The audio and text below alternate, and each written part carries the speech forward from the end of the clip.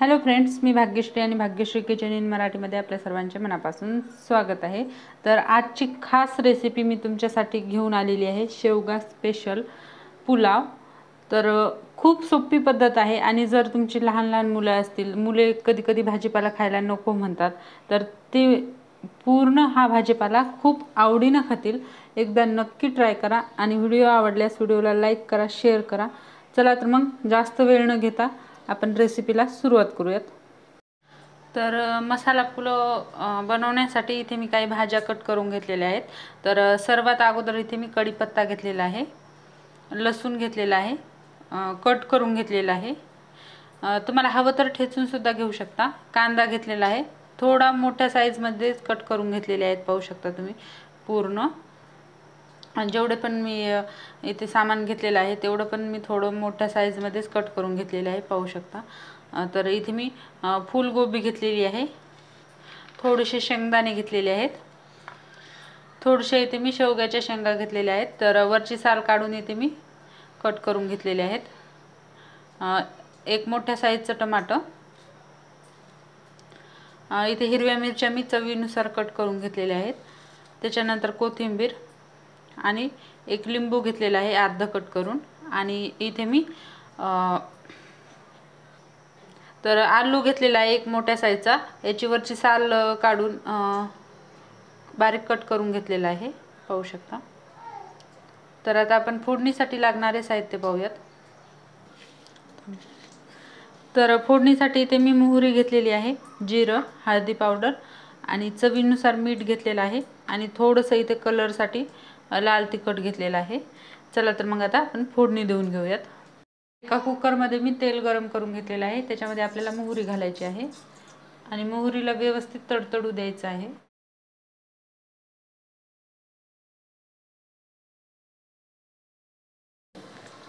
जिरं घातल्यानंतर आपण जे कढीपत्ता घेतला होता, सर्वात अगोदर तो कढीपत्ताच घालायचा आहे।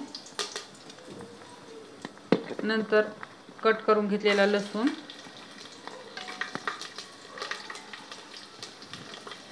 लसणाला थोडंसं फ्राय होऊ द्यायचं आहे। थोडंसं लसूण फ्राय झाला की आपल्याला लगेच कांदा घालायचा आहे।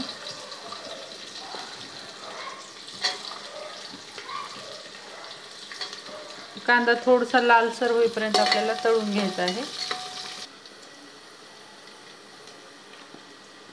कांदा थोडासा लालसर झालेला आहे। आता आपण याच्यामध्ये जी हिरवी मिरची कट करून घेतली होती ती घालणार आहोत आणि जे आपण थोडंसं लाल तिखट घेतलं होतं ते सुद्धा आपल्याला घालायचं आहे आणि हळदी पावडर। आता व्यवस्थित याला 10 सेकंद परतून घेऊयात। तर जवळजवळ 10 सेकंद झालेले आहेत। आता जे आपण शेंगदाणे घेतले होते ते आपल्याला याच्यामध्ये घालून घ्यायचे आहेत आणि थोडेसे शेंगदाणे तळून घ्यायचे आहेत। परत 5 ते 10 सेकंद आपल्याला ह्या मसाल्यामध्ये तळून घ्यायचे आहे। आता काय करायचे, राहिलेले जे भाजीपाले आहेत त्या सर्व आपल्याला एकत्रच घालून घ्यायचे आहेत। टमाटर याच्यामुळे आपण शेवटी घातलं होतं, जर सुरुवातीला घातलं तर एकदम मॅश होते आणि मग मॅश झालेलं ते आपल्या पुलावमध्ये दिसत नाही। तर इथे शेवगा सुद्धा घालून घेते, खूप यम्मी टेस्ट लागते शेवग्यामुळे पुलावला। तुमच्याकडे जेवढ्या अवेलेबल भाजीपाला असेल तेवढ्या तुम्ही भाज्या घालू शकता, याच्यामध्ये पालेभाज्या सुद्धा घालू शकता। व्यवस्थित आता मिक्स करून घ्यायचं आहे, फक्त कोथिंबीर आपली राहिलेली आहे। तर आता काय करायचं आहे, जे आपण तांदूळ अर्धा तास भिजवले होते ते घालून घ्यायचे आहेत। शेवटी घातलेल्या भाज्या आपल्या कच्च्याच आहेत, नंतर त्या जेव्हा आपण कुकरची शिट्टी मारून घेणार आहोत तेव्हा शिजतात। तर इथे मी तांदूळ मिक्स करून घेतलेले आहेत, जे आपण अर्धा तास भिजवून घेतले होते। तर तांदूळ कोणताही तुम्ही घेऊ शकता तुमच्या आवडीनुसार। तर आता याच्यामध्ये आपल्याला पाणी घालायचं आहे। तर नेहमी पुलावसाठी आपण काय करत असतो, तांदळाचे डबल पाणी घालतो। तर आता आपल्याला काय करायचं आहे, तर 1 ग्लास तांदळासाठी इथे मी 1.5 ग्लासच पाणी वापरणार आहे, कारण तांदूळ आपण अगोदर अर्धा तास भिजवले होते आणि आपल्याला एकदम मोकळा मोकळा असा पुलाव बनवून घ्यायचा आहे। तर हे पाहू शकता अर्धा ग्लास मी याच्यातच ठेवलेला आहे.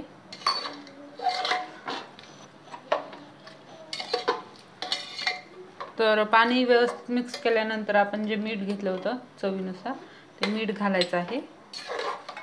अर्धी कोथिंबीर आपल्याला ह्या स्टेजला घालायची आहे. आणि जे लिंबू घेतलं होतं ते थोडंसं आपल्याला याच्यामध्ये पिळून घ्यायचं आहे.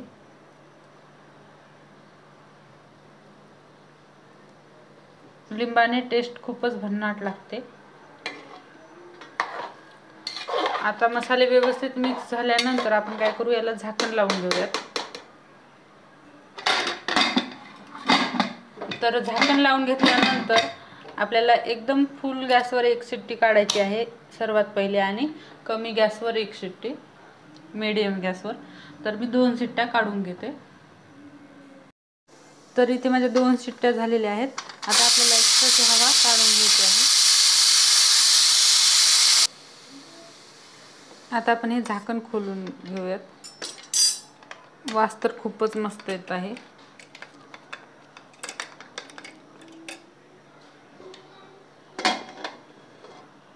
वाव, जबरदस्त आपला पुलाव झालेला आहे. आता काय करायचं आहे, शेवटची स्टेप पूर्ण एकदा आपल्याला मिक्स करून घ्यायचं आहे. वाव, बघताच तोंडाला पाणी सुटेल असा आपला पुलाव झालेला आहे. आणि जे मुलं भाजीपाला वगैरे खात नाहीत त्यांच्यासाठी तर खूपच बेस्ट ऑप्शन आहे. एकदा नक्की बनवून पहा अशा पद्धतीचा पुलाव. आणि व्हिडिओ कसा वाटला नक्की मला कमेंट करून कळवा. आवडला असेल तर लाईक करा, शेअर करा. आणि जर माझ्या चॅनलवर नवीन आला असाल तर चॅनलला सबस्क्राईब करा. सोबतच बेल आयकॉन देखील दाबा, म्हणजे असेच नवनवीन व्हिडिओ पाहायला मिळतील. तर लवकरच भेटूयात अशाच एका भन्नाट रेसिपीमध्ये. तोपर्यंत बाय बाय.